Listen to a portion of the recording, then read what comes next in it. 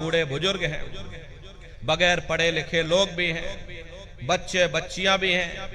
आसानी से आप लोग समझ जाओ, सुमरन कर सको, इसीलिए इस रास्ते को और सरल से सरल किया गया। एक साध है सब सद है, और सब साध है सब जाए। पहले अपने गुरु की उंगली पकड़ लो, क्योंकि गुरु तुम्हारा सच्चा रहबर है। गुरु बिन भव निज तरह न कोई, बगैर गुरु के तुम्हारी ये जीवात्मा इस भव सागर से पार नहीं जा सकती।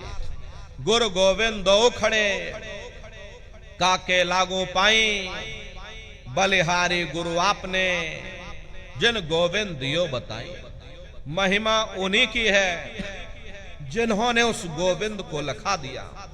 इस संसार में हमारे तीन तरह के गुरु होते हैं।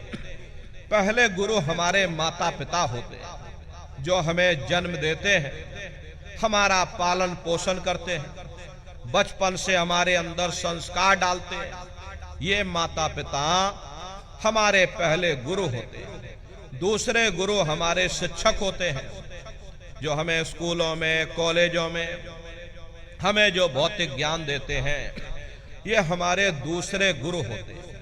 और तीसरे हमारे आध्यात्मिक गुरु होते, जो हमारी जीवात्मा को इस भवसागर से पार ले जाते हैं। इसीलिए कहा गया है कि गुरुर ब्रह्मा गुरुर विष्णु गुरुर देवो महेश्वरः गुरुर साक्षात पर ब्रह्म तस्मै श्री गुरुवे नमः। तीन लोक नौ खंड में गुरु से बड़ा न कोई, करता करे न कर सके, गुरु करे सो होई। इसलिए प्रेमी भाई बहनों, साधना करने से पहले जय गुरुदेव नाम का सुमरन सभी नए प्रेमी भाई बहन करिएगा। और सुमरन करने के बाद में फिर आप लोग ध्यान पर बैठिएगा। दूसरा है ध्यान, और ध्यान कहते हैं दृष्टि को एकाग्र करना, अपनी दिव्य दृष्टि को खोलना। तो कैसे आप लोग ध्यान करोगे, जरा अच्छी तरह से समझ लीजिए। अपने अपने घरों में पलथी मार करके आप लोग बैठिएगा। शरीर को टाइट मत करना। बहुत से प्रेमी गलती कर देते हैं कि ध्यान के समय अपने शरीर को बिल्कुल टाइट कर देते हैं। यदि आप अपने शरीर को टाइट कर दोगे, ये शरीर आपका थक जाएगा, फिर शरीर ढीला पड़ जाएगा, फिर जैसे के तैसे हो जाओगे। इसलिए पहले से ही अपने शरीर को बिल्कुल ढीला छोड़ देना। जितना आराम से आप बैठोगे, उतना आपके लिए अच्छा रहेगा। तो अपने अपने घरों में पलथी मार करके और ढीले बदन से आराम से बैठ जाना। आंखों को धीरे से बंद कर लेना, और दोनों आंखों के मध्य भाग में दूर सामने देखिएगा। सामने आपको अंधेरा दिखाई पड़ेगा। बस उसी अंधेरे में एक जगह पर आप अपनी दृष्टि को रोकिएगा। होशियारी यही रहे, ये आंखों की पुतलियां हिलने न पाए।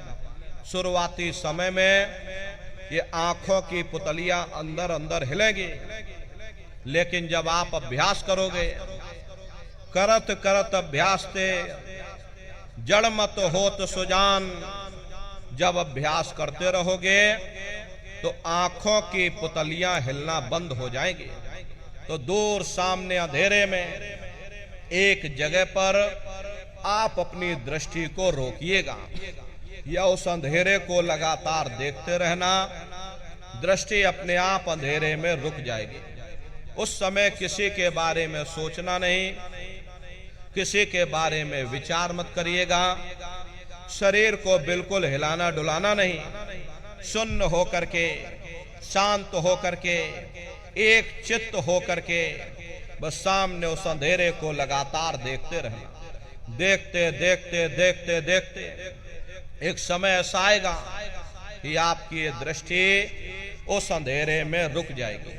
और जैसे ही आपकी दृष्टि अंधेरे में रुकेगी, तो सुई की नोक के बराबर काले में भी काला बिंदु, बड़ा चमकीला बिंदु होगा, तारे की तरह से चम चम चम चम चमकेगा। वो चमकता हुआ तारे जैसा बिंदु आपको सामने दिखाई पड़ेगा। और जब वो बिंदु सामने दिखाई पड़ जाए तब आप अपनी दृष्टि को उस बिंदु पर एकाग्र कर देना। वही बिंदु दरवाजा है, वही बिंदु खिड़की है, उसी को हरि का द्वार यानी कि हरिद्वार कहा गया। बहुत विशाल वो दरवाजा है। ये संसार कुछ नहीं, ऐसे लाखों संसार इकट्ठे करके एक साथ दरवाजे के अंदर डाल दो, पता तक नहीं चलेगा। इतना विशाल वो हरि का द्वार तुम्हारे सब के अंदर बना हुआ है। एक छोटे से बीज को लेकर के हम आपसे कहें कि इस बीज के अंदर बहुत बड़ा पेड़ है तो आप भरोसा नहीं करोगे, लेकिन उस छोटे से बीज को जब आप जमीन में गाड़ दोगे, थोड़ा खाद पानी दोगे, वो बीज अंकुरित हो जाएगा। उसमें से विशाल लताएं भी निकले, विशाल वृक्ष का रूप भी लेगा, उसमें से फल और फूल भी निकलेंगे। इसी तरह से आप सभी के अंदर सुई की नोक के बराबर तारे की तरह से छोटे से छोटा बिंदु है। उस बिंदु के अंदर बड़े बड़े ब्रह्मांड बसे हुए हैं। वो तारे जैसा चमकता हुआ बिंदु आपको सामने दिखाई पड़ेगा। और जब वो बिंदु सामने दिखाई पड़ जाए तब आप अपनी दृष्टि को उस बिंदु पर एकाग्र कर देना। जब आप अपनी दृष्टि उस बिंदु पर एकाग्र कर दोगे तो वही बिंदु दरवाजा है, वो दरवाजा खुल जाएगा, ये शिव नेत्र खुल जाएगा, ये दिव्य दृष्टि आपकी खुल जाएगी और आप दरवाजे के अंदर दाखिल हो जाओगे। एक बार प्रेमी भाई बहनों ये दिव्य दृष्टि खुल जाए, फिर क्या भूत, क्या भविष्य, क्या वर्तमान, कोई भेद आपसे गुप्त नहीं रहेगा। लाखों वर्ष पहले क्या हुआ था, भविष्य में क्या होने वाला है, आप अपने अपने घरों में बैठ करके और ध्यान लगा करके भूत, भविष्य और वर्तमान को देख सकते हो।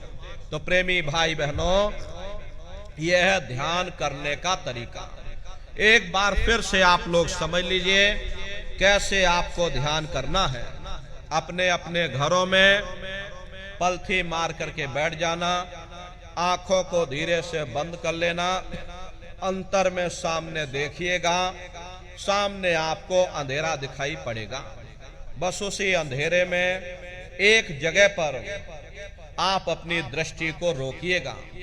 उस समय किसी के बारे में सोचना नहीं, किसी के बारे में विचार मत करिएगा, शरीर को बिल्कुल हिलाना नहीं, सुन्न हो करके एक टक हो करके सामने उस अंधेरे को लगातार देखते रहना। देखते देखते देखते देखते एक समय ऐसा आएगा कि आपकी ये दृष्टि उस अंधेरे में रुक जाएगी। और जैसे ही आपकी दृष्टि अंधेरे में रुकेगी तो सुई की नोक के बराबर तारे की तरह से चमकता हुआ बिंदु आपको सामने दिखाई पड़ेगा। लेकिन बिंदु जब दिखाई पड़ेगा जब आपकी ये दृष्टि उस अंधेरे में रुक जाएगी। जैसे ही आपकी दृष्टि अंधेरे में रुकेगी वो तारे की तरह से चमकता हुआ बिंदु आपको सामने दिखाई पड़ेगा। और जब वो बिंदु सामने दिखाई पड़ जाए तब आप अपनी दृष्टि को उस बिंदु पर एकाग्र कर देना। जब आप अपनी दृष्टि उस बिंदु पर एकाग्र कर दोगे तो बिंदु के चारों तरफ से बड़ा भारी प्रकाश निकलेगा, चक्र की तरह से बहुरंगी प्रकाश होगा। वो प्रकाश धीरे धीरे बड़ा होता चला जाएगा। साधक इतना मोहित हो जाता है कि बिंदु को तो छोड़ देता और दाएं बाएं प्रकाश को देखने में लग जाता।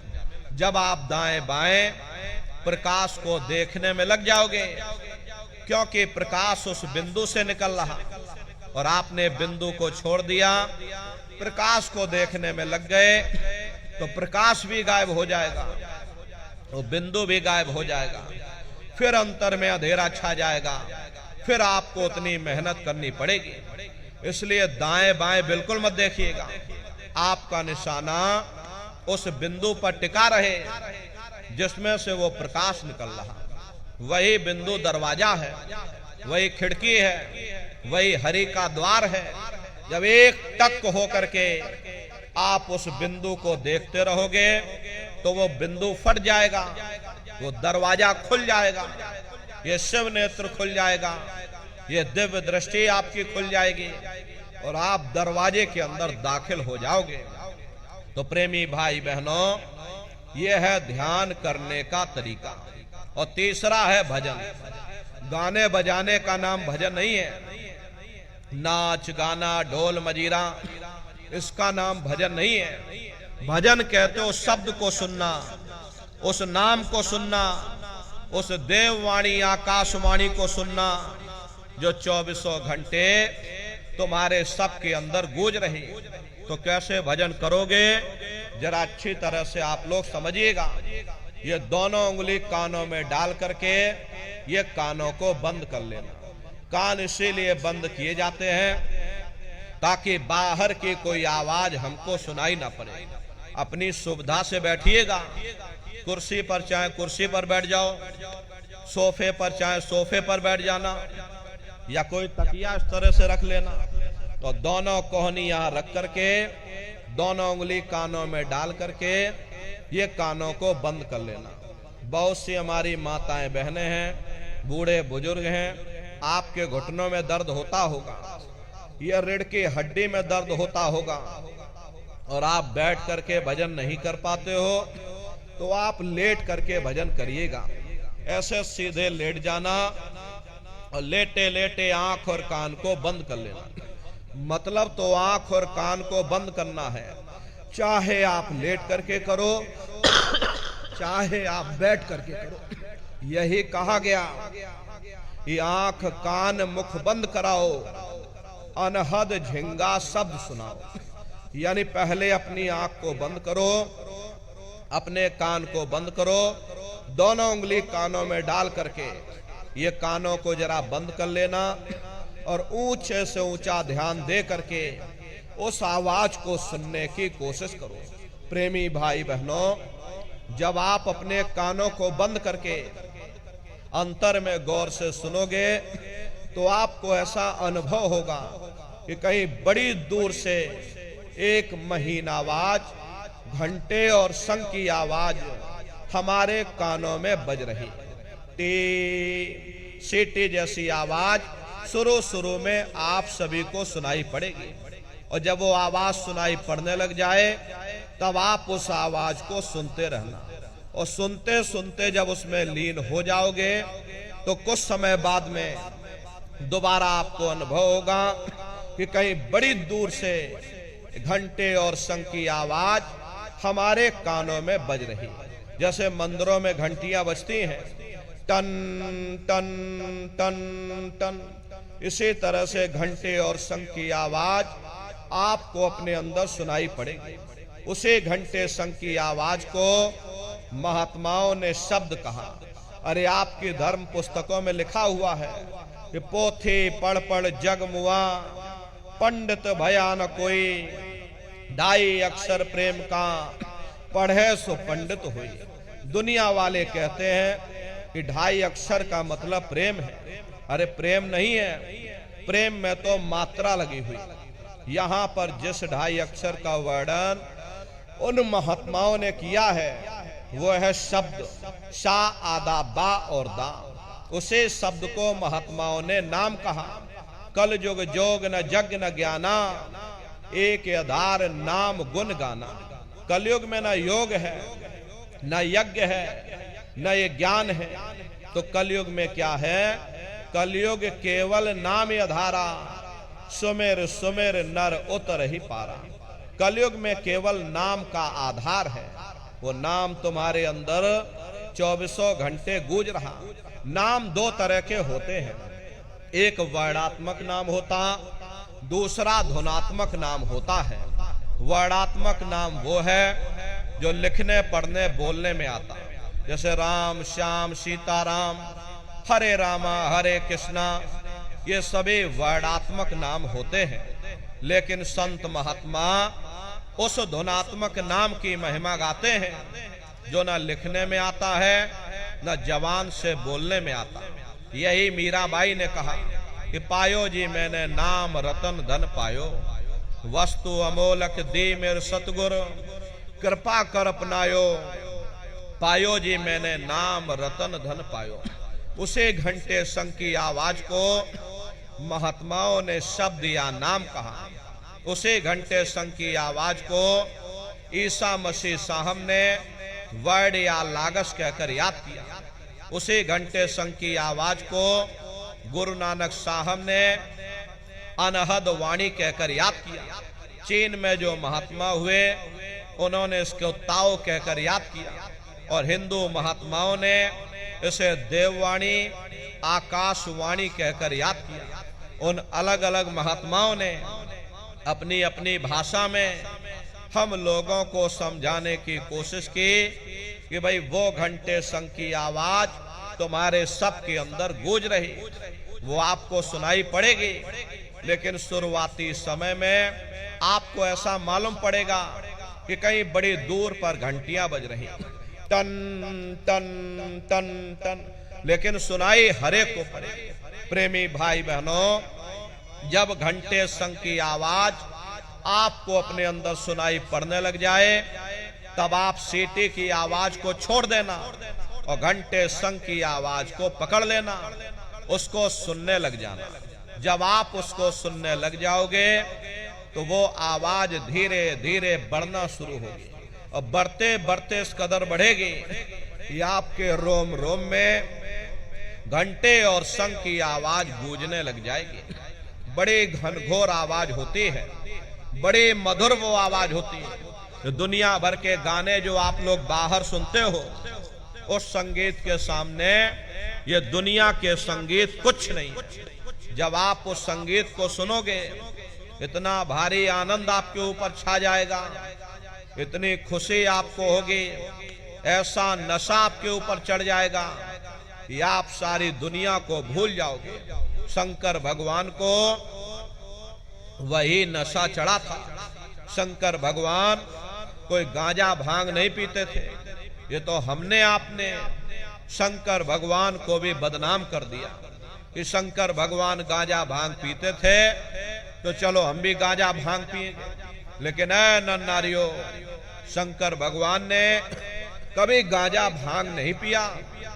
शंकर भगवान जिस नशे में लीन रहते थे वो नाम का नशा था, वो ध्यान का नशा था, वो भक्ति का नशा था।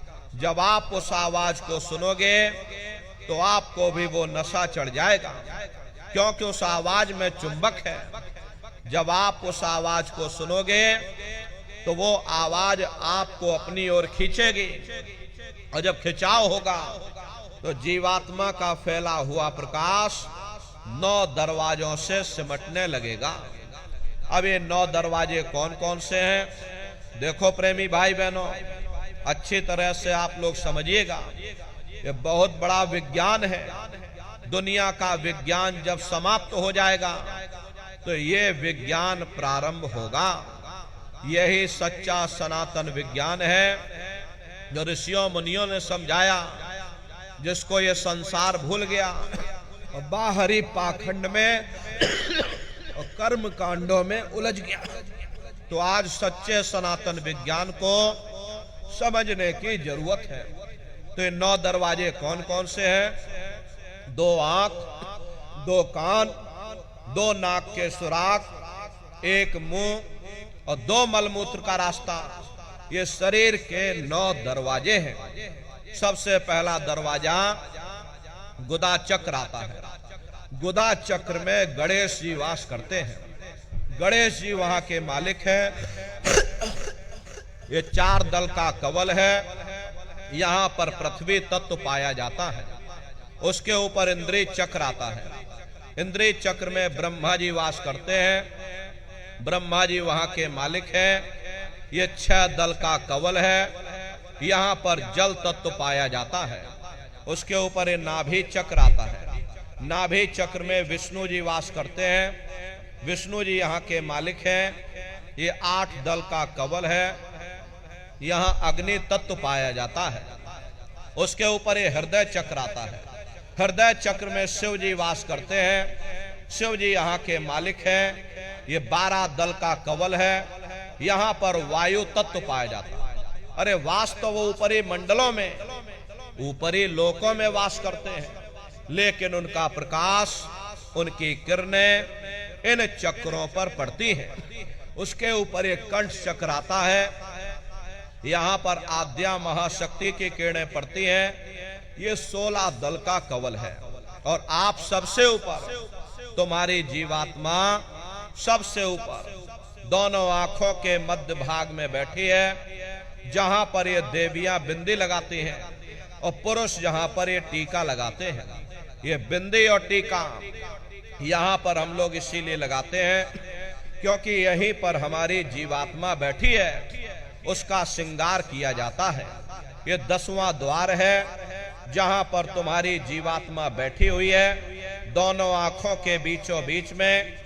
इसी को 10वां द्वार कहते हैं। अरे आप लोग रोज चौपाई गाते हो, मंगल भवन अमंगल हारी, द्रवऊ सुदशरथि अजर बिहारी।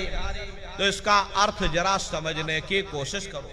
प्रेमी भाई बहनों, ये शरीर तुम्हारा मंगल भवन है, तुम्हें मंगलों से बचाने वाला, तुम्हें नरकों 84 से बचाने वाला। ये पंच भौतिक शरीर ही तुम्हारा मंगल भवन है। इस मंगल भवन के 10 दरवाजे हैं और 10वें दरवाजे पर ये अजर बिहारी यानी कि तुम्हारी जीवात्मा बैठी है। और यहीं पर बैठ करके जीवात्मा अपने प्रकाश को 9 दरवाजों में फैलाती है, जिससे तुम्हारा ये शरीर चलता है, तुम्हारे हाथ चलते हैं, तुम्हारे ये पैर चलते हैं। जब आप भजन करोगे और घंटे शंख की आवाज को सुनोगे तो उस आवाज में चुंबक है, वो आवाज आपको अपनी ओर खींचेगी। और जब खिंचाव होगा तो जीवात्मा का फैला हुआ प्रकाश 9 दरवाजों से सिमट करके यही 10वें दरवाजे पर इकट्ठा हो जाएगा। और जैसे ही सारी शक्ति, सारी चेतना सिमट करके यहाँ पर इकट्ठी हुई तो शब्द क्या काम करेगा? शब्द तुम्हारी जीवात्मा को खींच करके इस शरीर से बाहर कर देगा। फिर आप अपनी आंखों से देखिएगा कि हमारा शरीर ये है, हम ये खड़े। आप अपने शरीर से अलग हो जाओगे। जैसे चिड़िया होती है, चिड़िया घोंसले से निकल करके आसमानों की उड़ान भरती है, शाम को फिर अपने घोंसले में आ जाती है। ऐसे तुम्हारी ये जीवात्मा इस शरीर रूपी घोंसले से निकल करके ब्रह्मांडों की सैर करेगी, देवी देवताओं के दर्शन करेगी, भगवान राम के दर्शन करेगी, भगवान कृष्ण के दर्शन करेगी और घूम करके फिर अपने शरीर रूपी घोंसले में वापस आ जाएगी।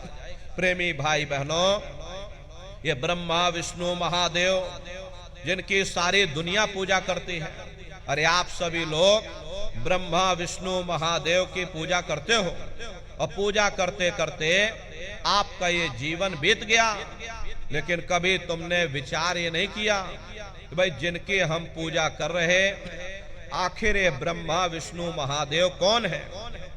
ये कहां पर रहते हैं? ये क्या काम करते हैं? अरे इनके माँ बाप कौन है? भगवान राम कौन है? भगवान कृष्ण कौन है?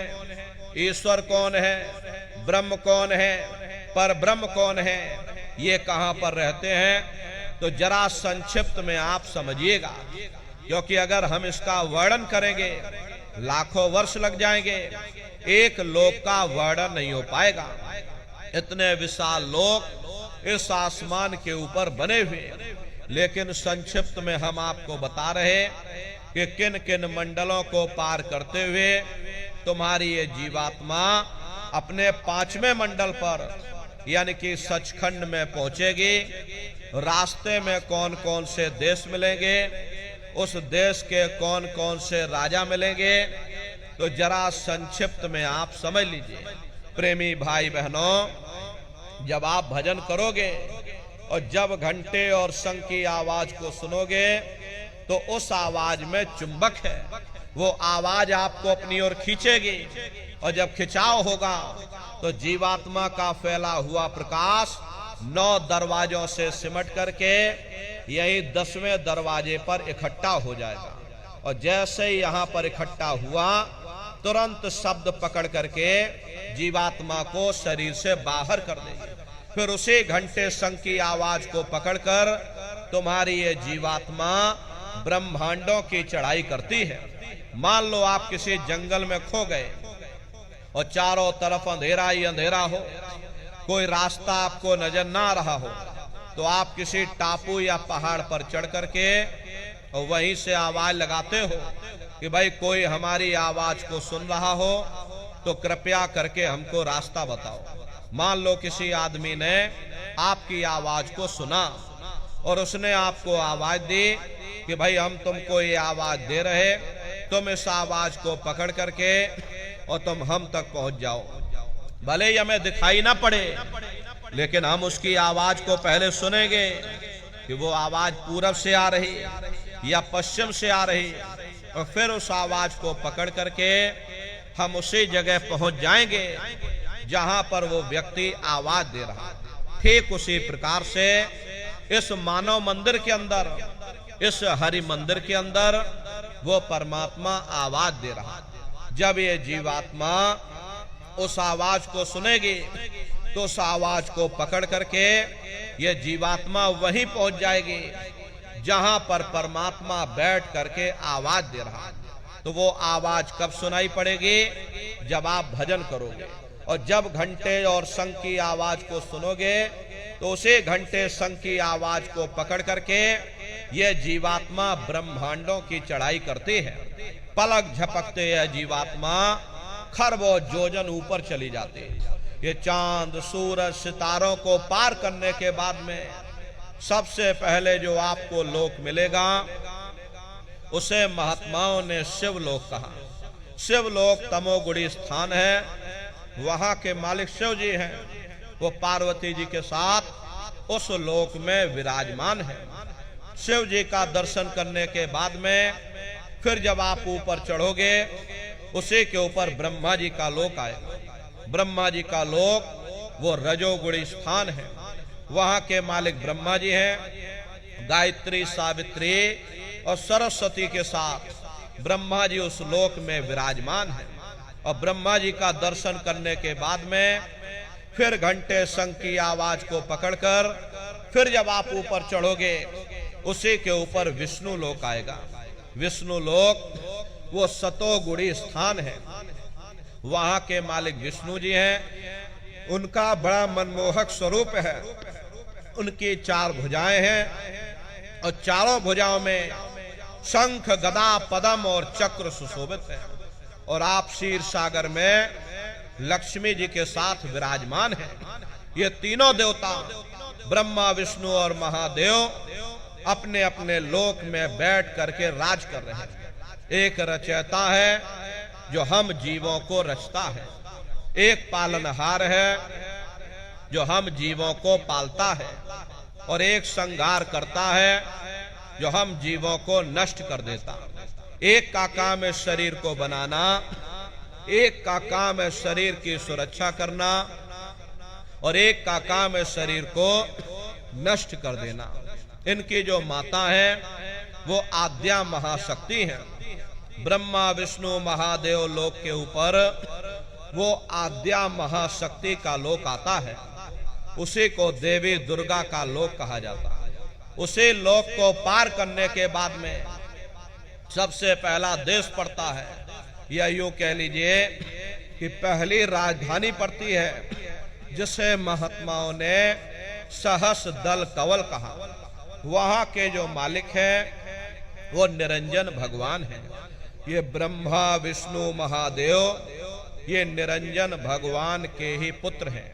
और ये आद्या महाशक्ति ये देवी दुर्गा ये निरंजन भगवान की अर्धांगिनी है। और निरंजन भगवान स्वयं तीनों लोकों के मालिक हैं। उन्हीं को त्रिलोकी नाथ कहा जाता है। हिंदू उन्हीं को परमात्मा कहते हैं, मुसलमान उन्हीं को खुदा कहते हैं, ईसाई उन्हीं को गॉड कहते हैं।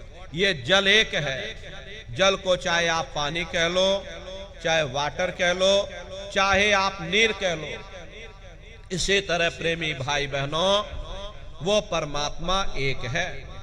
हम लोग लफ्जों के झगड़े में उलझे हुए, घंटे और शंख की आवाज जो हर इंसान के अंदर गूंज रही, वो आवाज उन्हीं के मुखार बिंद से हो रही।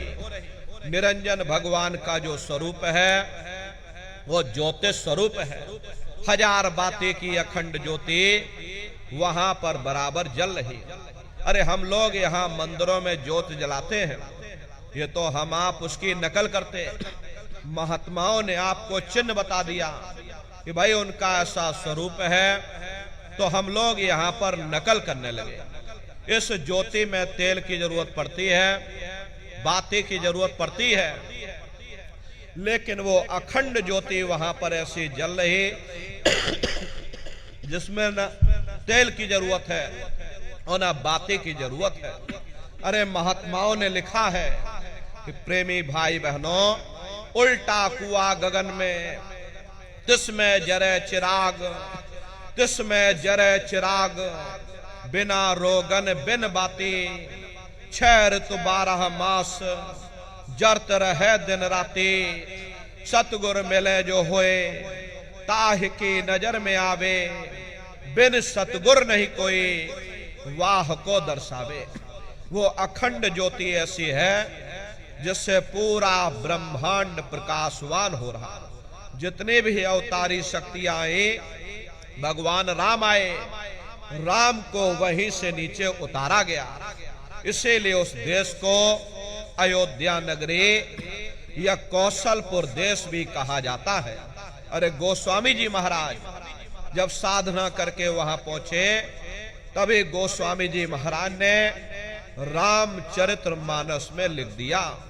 देखो प्रेमी भाई बहनों, रामचरितमानस में गोस्वामी जी महाराज ने जो भी लिखा वो सब अंतर का भेद लिखा। जब उन्होंने साधना किया और साधना करके जब ऊपर गए, जो कुछ उन्होंने ऊपर जाकर देखा वो रामचरितमानस में लिख दिया। हम लोग ऊपर गए नहीं, आपने कुछ देखा नहीं, इसीलिए आप अर्थों को समझ नहीं पाते और अर्थ का अनर्थ कर देते। तो क्या लिखा गोस्वामी जी महाराज ने? देखिए गोस्वामी जी महाराज रामचरितमानस में लिखते हैं कि मोद्यो नैन त्रिशत में भयो, पुण्य चितवत कौशलपुर गयो। जब मैंने अपने बाहर की आंख बंद की, मेरी अंतर की आंख खुल गई और मैं क्या देख रहा हूं, मैं कौशलपुर देश में पहुंच गया। मोह विलोक राम मुस्काई, मुझे देख करके भगवान राम प्रसन्न हो गए। उन्होंने ऊपर जाने का मुझे रास्ता दे दिया। मैं ऊपर जाकर के क्या देख रहा हूं, उधर माज सुनंडज राया, देखे बहु ब्रह्मांड निकाया, अति विचित्रता लोक अनेका, रचना अधिक एक तेका। विचित्र विचित्र भांत के वहां पर लोक बने हुए, एक से बढ़कर एक सुंदर, सोने के वहां पर महल बने जिनकी शोभा अवर्णीय है। प्रेमी भाई बहनों, वो असली अयोध्या नगरी है, वो भगवान राम का असली देश है। राम जी का दर्शन करने के बाद में फिर जब आप ऊपर चढ़ोगे, उसके ऊपर दूसरा मंडल यानी कि त्रिकुटी देश आता। श्याम तज श्वेत को कहना, सुरत को तान धुन सुनना, और बंक के द्वार धस बैठो और त्रिकुटी जाए कर लेना। उसी के ऊपर दूसरा देश आता है जिसे महात्माओं ने त्रिकुटी देश कहा। वहां के जो मालिक है वो ब्रह्म है। वहीं से मन और माया की उत्पत्ति हुई। वहीं से 3 गुण, रजोगुण, तमोगुण, सतोगुण, तीनों गुणों की उत्पत्ति वहीं से हुई। ये जो आपके वेद हैं, वेदों को सारी दुनिया पढ़ती है, वेदों की भी उत्पत्ति उसी स्थान से हुई है। अरे महात्मा कहते हैं कि त्रिकुटी महल में विद्या सारा, गनहर गरजे बजे नगारा, लाल वरन सूरज उजियारा। वहां पर 2 धुनें, बादलों की गर्जन और मृदंग की आवाज उस लोक में गूंजती रहती है। जैसे पहले स्थान पर भगवान राम के देश में घंटे और शंख की आवाज गूंजती है, ऐसे दूसरे मंडल पर यानी कि ब्रह्म के देश में बादलों की गर्जन, मृदंग वहां पर बजता रहता, ओम का जाप बराबर वहां होता रहता। ब्रह्म का जो स्वरूप है लाल वरण सूरज उजियारा, यह सूरज कुछ नहीं, ऐसे लाखों लाख सूर्य इकट्ठे करोगे तो वहां का एक सूर्य बनेगा। प्रेमी भाई बहनों, ब्रह्म का जो स्वरूप है वो सुबह के लाल सूर्य के समान है, इसीलिए वहां का पूरा ब्रह्मांड लाल है। जहां तक आपकी निगाह जाएगी वहां चारों तरफ आपको लाल ही लाल नजर आएगा। महात्मा जब साधना करके वहां पहुंचे तभी महात्माओं ने लिख दिया, लाली मेरे लाल की जित देखो तो लाल, लाली देखन में गई मैं भी हो गई लाल। वो पूरा ब्रह्मांड ही लाल है। तो जितने साधक वहां पहुंच जाते हैं उन सभी को योगेश्वर कहा जाता है। योगेश्वर प्रेमी भाई बहनों, योगेश्वर की पदवी उन्हीं को मिलती है जो ब्रह्म स्थान तक पहुंच रखते हैं। जैसे व्यास जी हुए, वशिष्ठ जी हुए, वाल्मीकि जी हुए, इन सब की पहुंच वहीं तक थी। इसीलिए कहा गया कि वाल्मीकि भय ब्रह्म समाना। जब इनके जीवात्मा वहां पहुंचे और जब इन्होंने ब्रह्म का दर्शन किया तो इनका स्वरूप भी ब्रह्म के समान यानी कि ब्रह्म स्वरूप हो गया। तो जितने साधक वहां पहुंच जाते हैं उन सभी को योगेश्वर कहा जाता है। योगेश्वर भगवान श्री कृष्ण उसी देश में वास करते हैं। ये जो ब्रह्म देश है वो श्री कृष्ण भगवान का ही देश है और श्री कृष्ण भगवान वहीं पर रहते हैं। ये बाहर की जन्माष्टमी नहीं है जो आप लोग यहाँ मनाते हो, ये तो आप नकल करते हो। महात्माओं ने कहा था भाई सही मायने में तुम जन्माष्टमी कब मनाओगे? जब तुम्हारी ये जीवात्मा तीसरे मंडल पर 5 तत्व और 3 गुण, प्रेमी भाई बहनों, जल पृथ्वी अग्नि वायु आकाश, ये 5 तत्व और 3 गुण, रजोगुण तमोगुण सतोगुण। प्रेमी भाई बहनों, 5 तत्व और 3 गुणों से परे होकर के जब तुम ब्रह्म देश में पहुंच करके और जब तुम कृष्ण भगवान का दर्शन कर लोगे तब सही मायने में जन्म अष्टमी मनाई जाएगी। वहां कृष्ण भगवान का दर्शन करने के बाद में फिर तुम्हारी यही जीवात्मा तीसरे मंडल की आवाज को पकड़कर तीसरे मंडल की चढ़ाई करती है।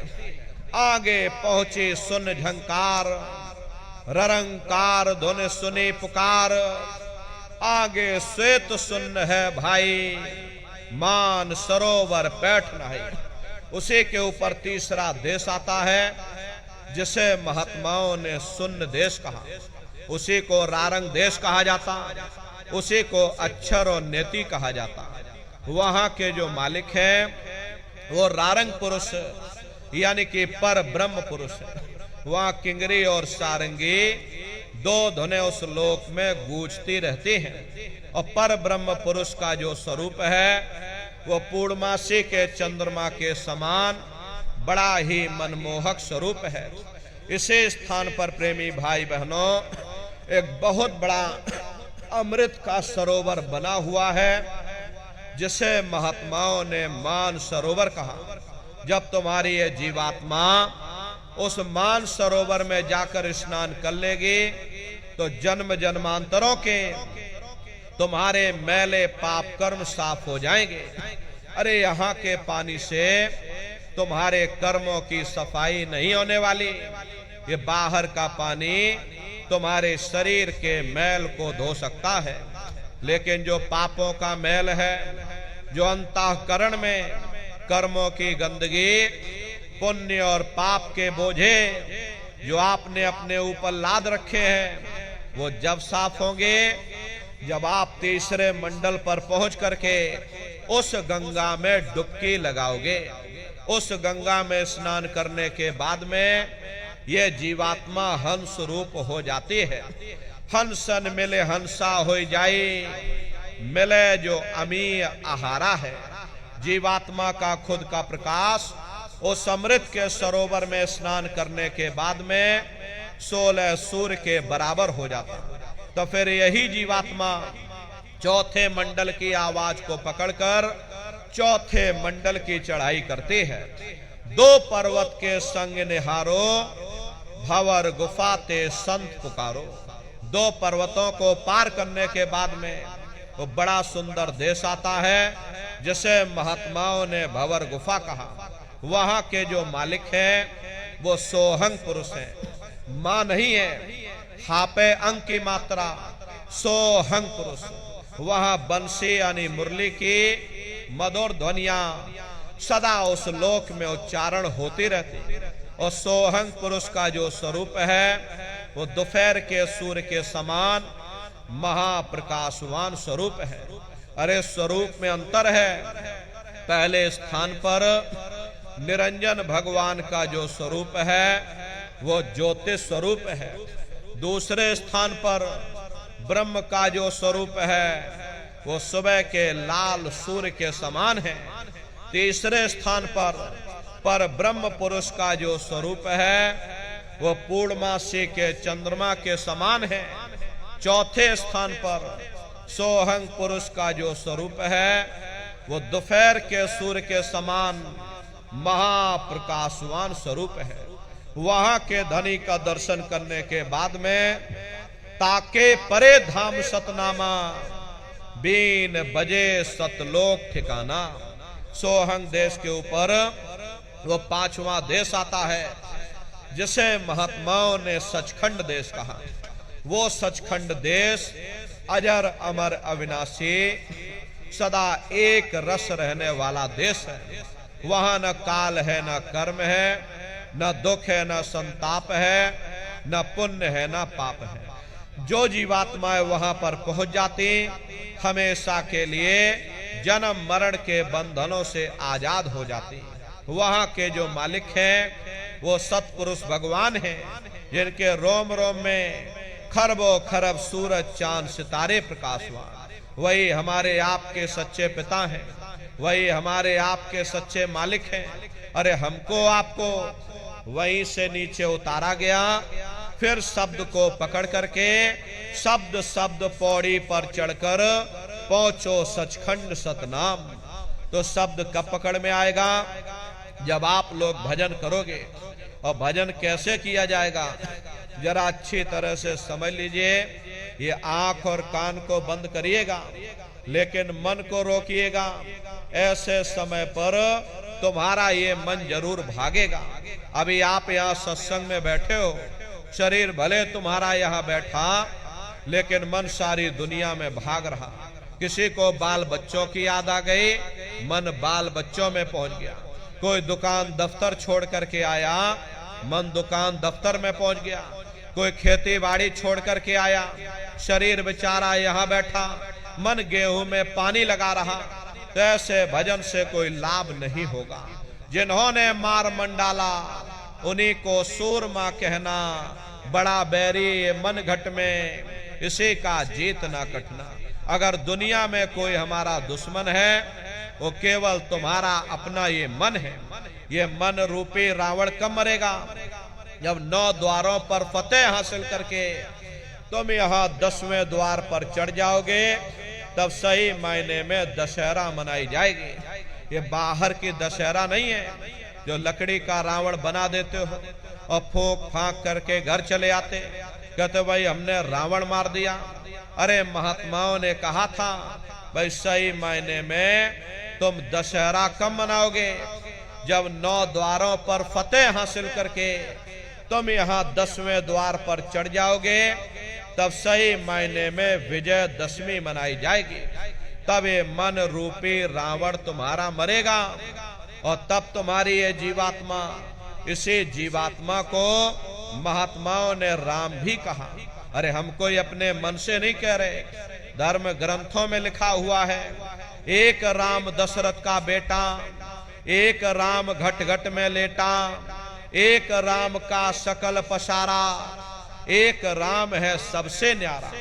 एक वो राम है जो अयोध्या के वासी हैं, और एक राम घट घट में लेटे, यानी हमारी आपकी ये जीवात्मा जो हर एक के अंदर मौजूद है। महात्माओं ने कहा भाई एक वो राम है, एक राम का सकल पसारा, यानी पहले स्थान के मालिक वो निरंजन भगवान जिनको दुनिया त्रिलोकीनाथ कहते हैं, जिनका ये पूरा पसारा, ये पूरा संसार है। महात्माओं ने कहा भाई एक वो राम है और एक राम है सबसे न्यारा, पांचवें स्थान के मालिक वो सतपुरुष भगवान जो हमारे आपके सच्चे पिता हैं। महात्माओं ने कहा भाई एक वो राम है। तो महात्मा तो उस राम की महिमा गाते हैं। मोटी बात आप पकड़िए, ये भजन कैसे करोगे? ये आंख और कान को बंद कर लेना, अंतर में गौर से सुनिएगा। शुरू शुरू में सीटी जैसी आवाज आप सभी को सुनाई पड़ेगी, उसे पकड़ लेना, सुनते रहना, सुनते सुनते उसी में लीन हो जाओ। कुछ समय बाद में दोबारा आपको अनुभव होगा कि कहीं बड़ी दूर से एक महीन आवाज, घंटे और शंख की आवाज हमारे कानों में बज रही, और जब घंटे शंख की आवाज आपको अपने अंदर सुनाई पड़ने लग जाए, तब आप सीटी की आवाज को छोड़ देना और घंटे शंख की आवाज को पकड़ लेना। एक बार प्रेमी भाई बहनों, आप उस आवाज को पकड़ लो, फिर वो आवाज आपको नहीं छोड़ेगी, खींच करके शरीर से बाहर कर दे। रोज आना, रोज जाना, रोज ब्रह्मांडों की सैर करना, रोज देवी देवताओं के दर्शन करना, रोज भगवान राम के दर्शन करना, रोज घर बैठे भगवान कृष्ण के दर्शन करना, और घूम करके फिर अपने शरीर रूपी घोंसले में वापस चले आना। ये सुमरन, ध्यान और भजन, तीन क्रियाएं आपको बताई गई। नित्य नियम से करिएगा, नागा नहीं होना चाहिए। अरे शरीर को आप भोजन देते हो, सुबह दोपहर शाम रात खाते रहते, लेकिन कभी तुमने विचार ये नहीं किया, ये जीवात्मा जो जन्म जन्मांतरों से बेचारी भूखी प्यासी बैठी है, जिसकी शक्ति से तुम्हारा ये भारी भरकम शरीर चल रहा, तो कभी अपनी जीवात्मा को तुमने भोजन नहीं दिया। अरे इसका भोजन भजन है, इसका भोजन शब्द है, इसका भोजन नाम है। अपना ये नियम बनाओ कि पहले हम अपनी जीवात्मा को भोजन देंगे, फिर अपने शरीर को भोजन देंगे। अगर ये नियम तुम्हारा बन गया, तुम्हारा लोक भी बन जाएगा, तुम्हारा परलोक भी बन जाएगा। प्रेमी भाई बहनों, उस मालिक को पाने के लिए तुम्हें कोई घर बार नहीं छोड़ना है, तुम्हें कोई जात बिरादरी नहीं बदलनी है। ये जात पात के रगड़े झगड़े ये तुम्हारे अपने नहीं है, ये सिर्फ तुम्हारे मन की खुराफात है। अरे आप अपनी बुद्धि से विचार करिए, जब गुरु नानक साहब नहीं आए थे तब कोई सिख नहीं था, जब मोहम्मद साहब नहीं आए थे तब कोई मुसलमान नहीं था, जब ईसा मसीह साहब नहीं आए थे तब कोई ईसाई नहीं था, और पीछे लौटते चले जाओ तो केवल मनुष्य ही मनुष्य रह जाते हैं। ये रगड़े झगड़े किसने पैदा किए? ये हमने आपने पैदा किए। कोई भी महात्मा यहाँ पर आकर के ना कोई कौम मनाने आता है, न कोई महात्मा यहाँ मजहब चलाने आते हैं, न कोई यहाँ जात बिरादरी को बदलने आते हैं, और ना ही आप हमारे हाथों में ये डंडे और तलवारें देने के लिए आते हैं। अरे आप तो सच्चा मार्ग, सनातन मार्ग समझाने के लिए इस धराधाम पर शरीर रूप में अवतरित होते हैं। महात्मा कोई जात बिरादरी नहीं देखते। अरे महात्मा कोई ऊंच नीच भेदभाव पैदा नहीं करते। अगर महात्माओं ने भेदभाव किया होता तो देखो भगवान राम जंगलों में रहने वाली आदिवासी महिला शबरी का जूठा बेर भगवान राम नहीं खाते। निर्मल मन जन सो मोह पावा, मोह कपट छल छिद्र न भावा। इसीलिए महात्मा कहते हैं भाई जाति पाति पूछे नहीं कोई, हरि का भजे सो हरि का होई।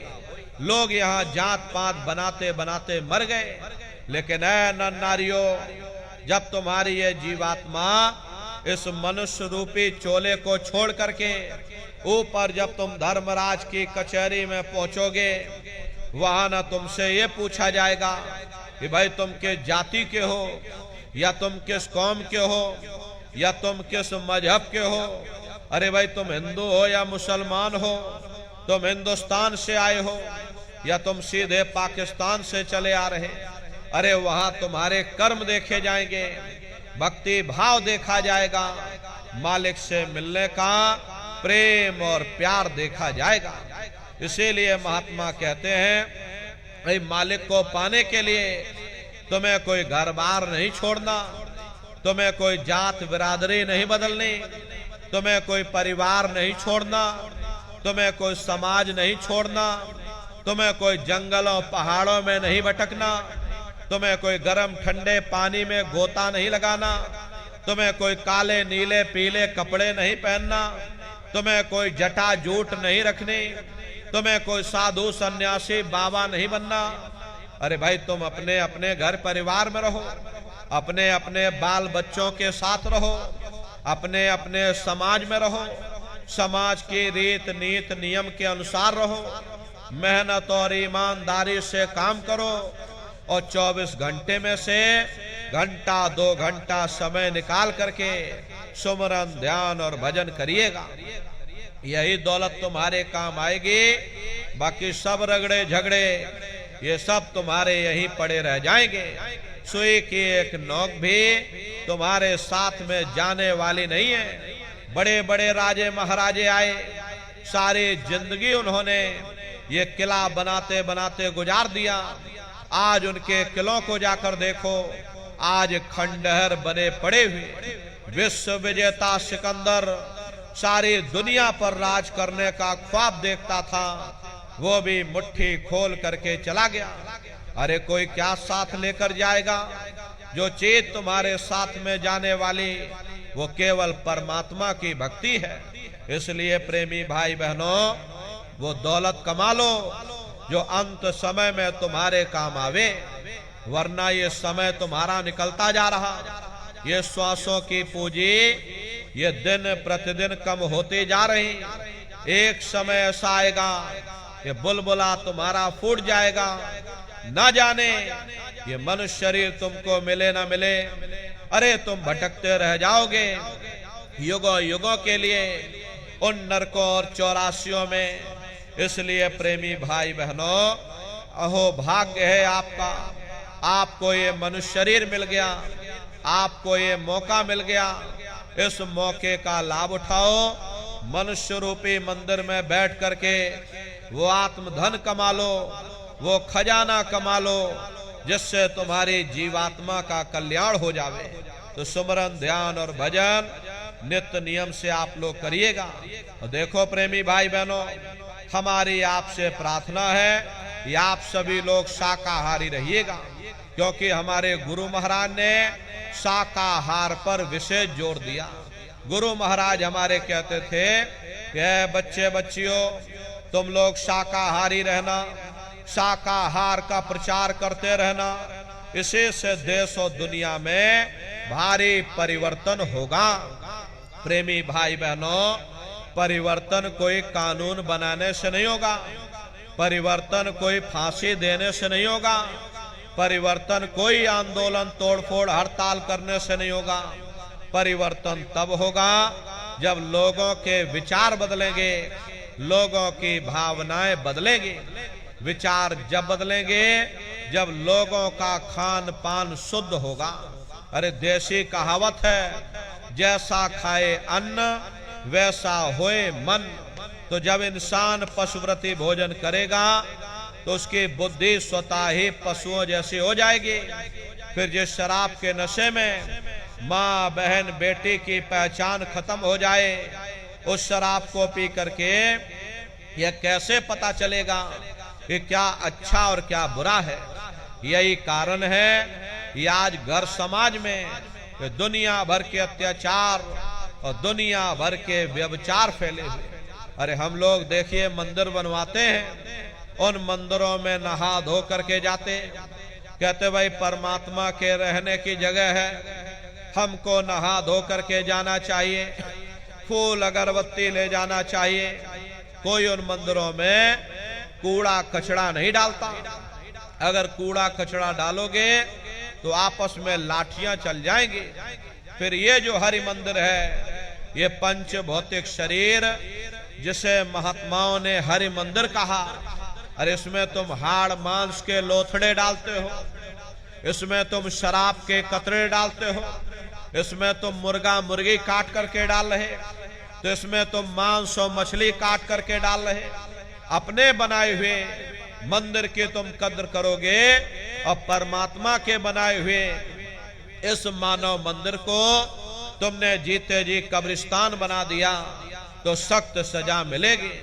अरे महात्माओं ने लिखा है, तिल भर मच्छी खाए के कोट गौ दे दान, काशी करवट जामरे निश्चय नरक निदान। यदि तिल भर भी मच्छी खा करके फिर चाहे कोटान कोट तुम गौओं का दान करो और काशी में जाकर के मत्था रगड़ते रगड़ते अपनी पूरी जिंदगी वहां पर गुजार दो, फिर भी तुमको गुनाहों की सजा मिलेगी, कोई बच नहीं सकता। क्योंकि ये कर्म भूमि है, यहाँ तुम जैसा कर्म करोगे वैसा फल तुमको मिलेगा। देखिए इस कर्म भूमि पर कृष्ण भगवान तक नहीं बच पाए। उस समय बाली को छिप करके बाण मारा था, वही बाली कृष्ण अवतार में बहेलिया बन करके आ गया और कृष्ण भगवान के पैरों में पद्म चमकता था। हिरण की आंख समझ करके और बहेलिये ने निशाना मार दिया और जब पास में आकर के देखा कृष्ण भगवान थे, अफसोस करने लगे। लेकिन कृष्ण भगवान ने उसको समझाया कि भाई इसमें तुम्हारा कोई दोष नहीं, उस समय हमने तुमको मारा, आज तुमने हमको मार दिया, हमारा तुम्हारा अदला बदला पूरा हो गया। कर्म प्रधान विश्व रच राखा, जो जस करे सो तस फल चाखा। ये कर्मों का ऐसा देश है, यहाँ तुम जैसे बीज बोगे वैसे ही फसल काटोगे। इसलिए प्रेमी भाई बहनों, हमारी आपसे प्रार्थना है कि आप सभी लोग शाकाहारी रहिएगा। ये तरह तरह की बीमारियां जो आज के समय में आ रही, इसका मुख्य कारण एक ही है, लोगों का खान पान गंदा हो गया। अरे आप अपनी बुद्धि से विचार करिए, इंसानों के खून में जब जानवरों के खून पहुंच जाएगा, इंसानों के अंदर जब जानवरों का कीटाणु पहुंच जाएगा, तो न जानवरों की दवा काम में आएगी, न इंसानों की दवा काम में आएगी। परिणाम क्या होगा? ऐसी महामारियां फैलेंगी। अभी कोरोना जैसी महामारी आई, पूरा विश्व तबाह हो गया। लोग अपने अपने घरों में कैद हो गए, कोई किसी से मिलने को तैयार नहीं। न जाने कितने घर परिवार उजड़ गए, न जाने कितनी लाशें बह गईं, न जाने कितने बच्चे अनाथ हो गए, न जाने कितनी माताएं विधवा हो गईं। लाखों लाख रुपया लेकर के लोग अस्पतालों के चक्कर काटते रह गए, एक ऑक्सीजन का सिलेंडर नसीब नहीं हुआ। कारण क्या है? कारण यही है, जब जानवरों के कीटाणु इंसान के शरीर में प्रवेश कर जाएंगे तो आने वाले समय में ऐसी महामारियां और फैलेंगी। हमारे गुरु महाराज परम संत बाबा जय गुरुदेव जी महाराज सन 70 के दशक में भविष्यवाणी किया करते थे, बच्चा आगे नई नई बीमारियां आएंगी। पहले बीमारियों की हवा चलेगी, फिर बीमारियों की आंधी आएगी, फिर बीमारियों की सुनामी आएगी। अरे लाशें पड़ी घर घर में सड़ेगी, बचाने वाला मिलेगा ना कोई, जमाना बदलेगा। कहे जय गुरुदेव पुकार, जमाना बदलेगा। इसलिए प्रेमी भाई बहनों, हमारी आपसे प्रार्थना है कि आप सभी लोग शाकाहारी रहिएगा। कोई ऐसा नशा मत करो जिससे बुद्धि तुम्हारी पागल हो जाए और घर में माँ बहन बेटी की पहचान खो दो। अरे आप अपने आप को कट्टर हिंदू मानते हो। अरे भाई हम कट्टर हिंदू हैं, हमसे बड़ा सनातनी दुनिया में कोई नहीं। हम भगवान राम को मानने वाले, हम भगवान कृष्ण को मानने वाले। अरे भाई आप राम को मानते हो और आप कृष्ण को मानते हो तो उनके आदर्शों पर भी चलना सीखो। भगवान राम ने कभी नहीं कहा कि तुम मांस खाओ, या भगवान कृष्ण ने कभी नहीं कहा कि तुम शराब पियो।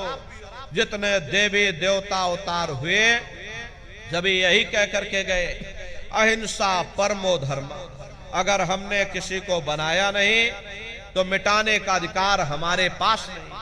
अरे आप इंसान हो, इंसान का काम है दया करने का, दया धर्म का मूल है।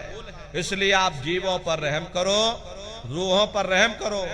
सभी लोग शाकाहारी रहना और शाकाहार का प्रचार अपने अपने क्षेत्रों में बराबर आप लोग करते रहिएगा। अरे सतयुग कैसे आएगा, राम राज कैसे आएगा? राम राज कोई भाषण देने से नहीं आएगा, राम राज कोई नारा लगा देने से नहीं आएगा, राम राज कोई भगवा फहरा देने से नहीं आएगा, राम राज कोई हिंदू मुसलमान करने से भी नहीं आएगा। अरे भाई राम राज जब आएगा जब लोगों के अंदर अच्छे विचार आएंगे।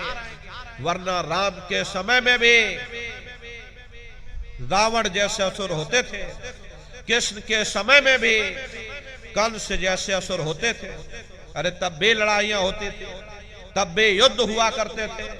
राम राज का मतलब है अच्छे विचारों का आना, और अच्छे विचार जब आएंगे जब हर इंसान मानव धर्म का पालन करेगा। अरे मानव धर्म क्या कहता है? सत्य, दया, अहिंसा, प्रेम और करुणा, यही मानव धर्म का आधार है। जब मानव के अंदर मानवता आ जाएगी, मानव के अंदर दया आ जाएगी, मानव के अंदर करुणा आ जाएगी, ये मानव दूसरों की पीड़ा को अपनी पीड़ा समझने लग जाएगा। जब इंसान के अंदर इंसानियत आ जाएगी तब सही मायने में देश में राम राज आ जाएगा। इसीलिए महात्माओं ने कहा है राम राज को लाना है तो पहले मानव धर्म अपनाना है। मानव को पहले मानव धर्म अपनाना पड़ेगा, मानव को मानवीय गुण अपनाने पड़ेंगे। इसीलिए हमारे गुरु महाराज कहकर गए कि बच्चा गांव गांव जा करके तुम हमारे संदेशों को जन जन के बीच में पहुंचा दो। गांव गांव के लोग शाकाहारी हो जाएं, गांव गांव के लोग सदाचारी हो जाएं, गांव गांव के लोग चरित्रवान हो जाएं, आंखों में माँ बहन बेटी की पहचान कायम हो जाए। तो जब हमारा ये गांव बदल जाएगा तो पूरा समाज बदल जाएगा। निश्चय ही कलयुग में सतयुग आ जाएगा। इसलिए प्रेमी भाई बहनों, धर्म के प्रचार में आप सभी लोग अपना अपना योगदान दीजिएगा।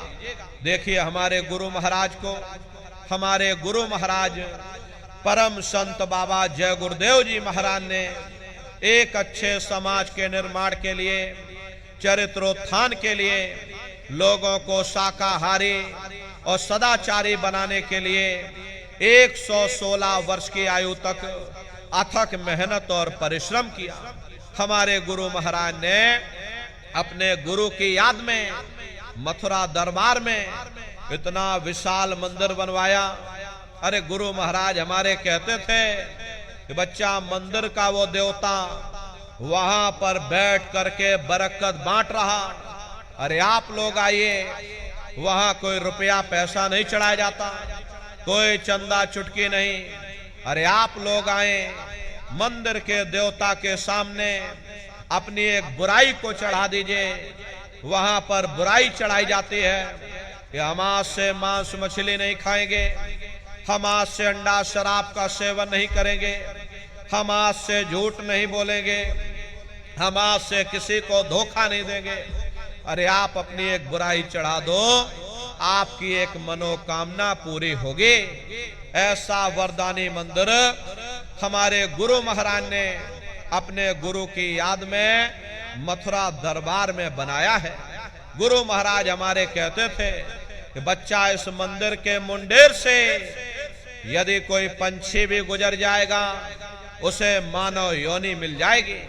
ये महिमा गुरु महाराज गाकर गए। गुरु महाराज हमारे कहते थे कि बच्चा, इस दरबार में तुम बराबर आते जाते रहना, दया दुआ आशीर्वाद लेते रहना, मंदिर के देवता के सामने अपने गुनाहों की माफी मांगते रहना।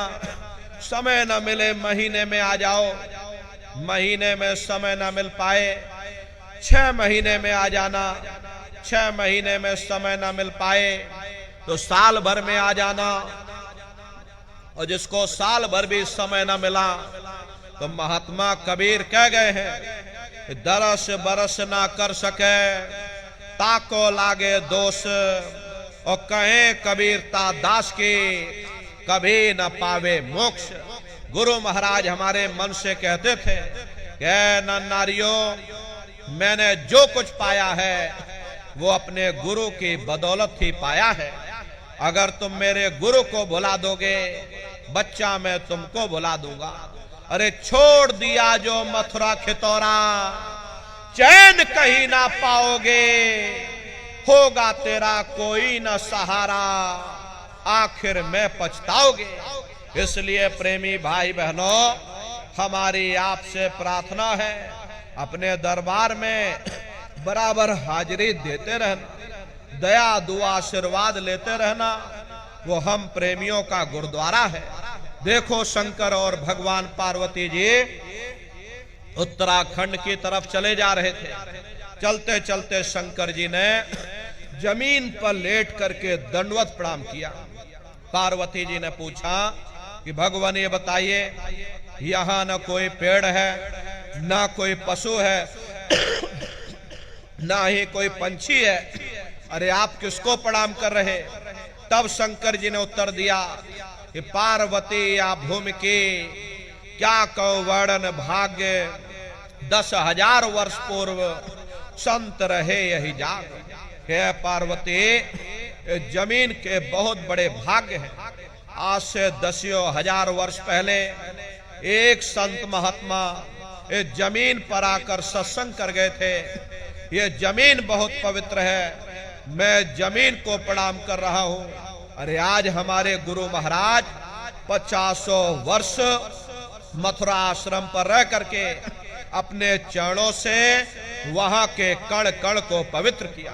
प्रेमी भाई बहनों, वो हम प्रेमियों का गुरुद्वारा है, हम प्रेमियों का दरबार है। अपने दरबार में बराबर हाजिरी देते रहना, दया दुआ आशीर्वाद लेते रहना, मंदिर के देवता के सामने अपने गुनाहों की माफी मांगते रहना। देखिए, अभी होली का कार्यक्रम 13, 14 और 15 मार्च 3 दिन का होली का कार्यक्रम मथुरा दरबार में मनाया जाएगा।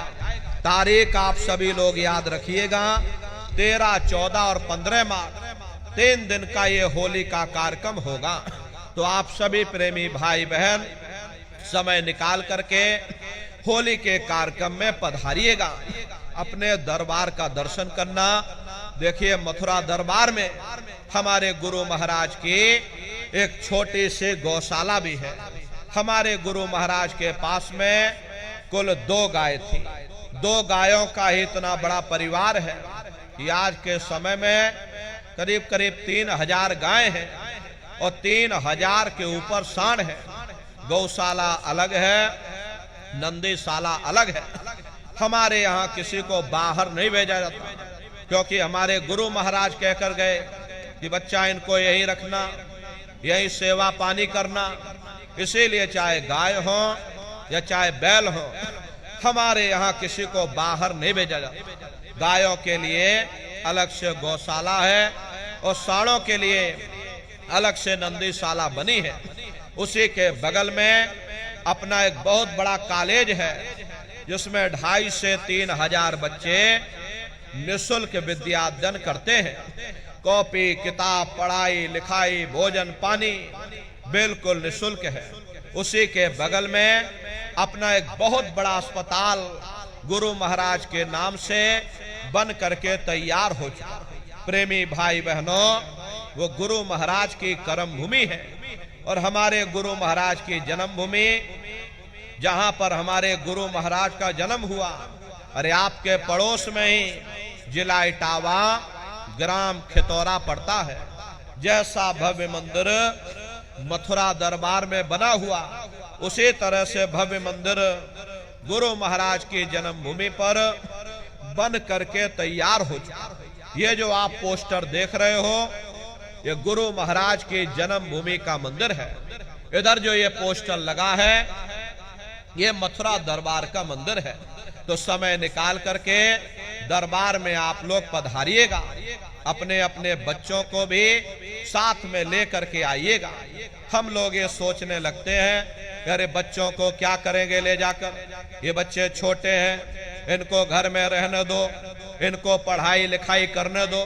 अरे पढ़ाई लिखाई जरूरी है, हम आपकी ये बात मानते हैं कि आज के समय में शिक्षा बहुत जरूरी है, लेकिन प्रेमी भाई बहनों, शिक्षा के साथ साथ अच्छे संस्कार भी जरूरी हैं। अरे हमको भी गुरु महाराज ने पढ़ाया लिखाया। प्रारंभिक शिक्षा हमारी गुरु महाराज की जन्मभूमि पर हुई, क्योंकि जो गुरु महाराज की जन्मभूमि है खितौरा धाम, वही हमारी भी जन्मभूमि है। तो प्रारंभिक शिक्षा हमारी वहीं पर हुई। उसके बाद 5 वर्ष की उम्र में गुरु महाराज अपने साथ मथुरा ले आए। आगे की तैयारी गुरु महाराज ने मथुरा में कराई। तो कहने का मतलब यह है, हमारे गुरु महाराज ने हमको भी पढ़ाया लिखाया, लेकिन प्रेमी भाई बहनों, पढ़ाई लिखाई के साथ साथ अच्छी शिक्षा के साथ साथ अच्छे संस्कार होना ये परम आवश्यक है। और आज के समय में बच्चों के अंदर संस्कारों की कमी देखी जा रही। प्रेमी भाई बहनों, संस्कार कोई MA BA की डिग्री कर लेने से नहीं पड़ जाएंगे, संस्कार कोई डिप्लोमा कर लेने से नहीं पड़ जाते। अगर MA BA की डिग्री कर लेने से ही इन बच्चों के अंदर संस्कार पड़ गए होते तो हिंदुस्तान में इतने वृद्धाश्रम न खोले जाते। अरे संस्कार पड़ेंगे महात्माओं के वचनों से, संस्कार पड़ेंगे सत्संग के माध्यम से। ये बच्चे देश के भविष्य हैं। इन बच्चों के अंदर अच्छी शिक्षा के साथ साथ अच्छे संस्कार डालना ये प्रेमी भाई बहनों आज के समय में बहुत जरूरी है। प्रेमी भाई बहनों, आज के समय में हम लोग ये देखते हैं कि बच्चों के अंदर संस्कारों की कमी देखी जा रही। वरना पहले के समय में अकेले माँ बाप अपने 4-4 बच्चों को पाल लेते थे, लेकिन आज के समय में वही 4-4 बच्चे, वही MA BA और डिग्री और डिप्लोमा किए हुए बच्चे अपने माँ बाप को रोटी नहीं खिला पा रहे।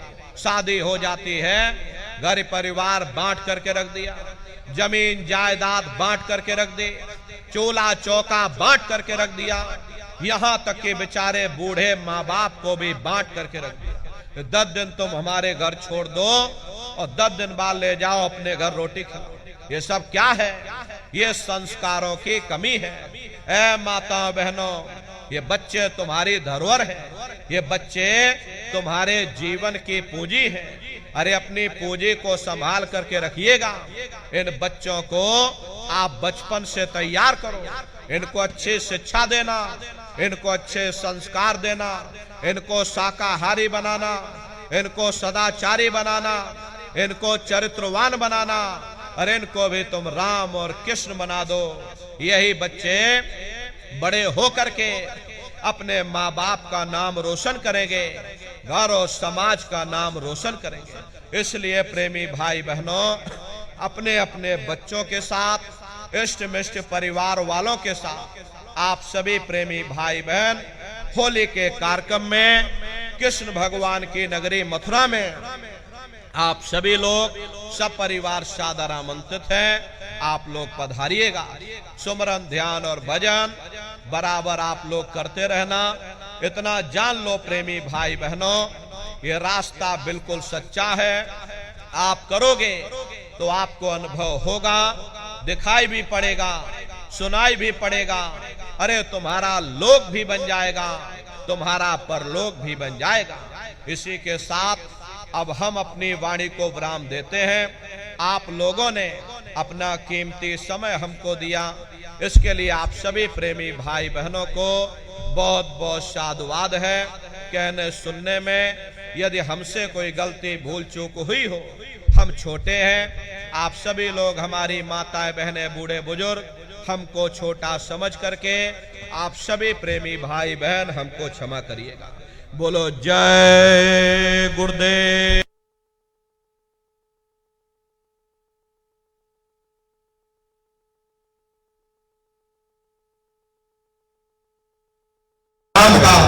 सभी प्रेमी भाई बहन प्रेम से उच्चारण करेंगे। बोलो जय गुरुदेव, जय गुरुदेव, जय गुरुदेव, जय गुरुदेव, जय गुरुदेव, जय गुरुदेव। बाबा जय गुरुदेव जी महाराज का कहना है,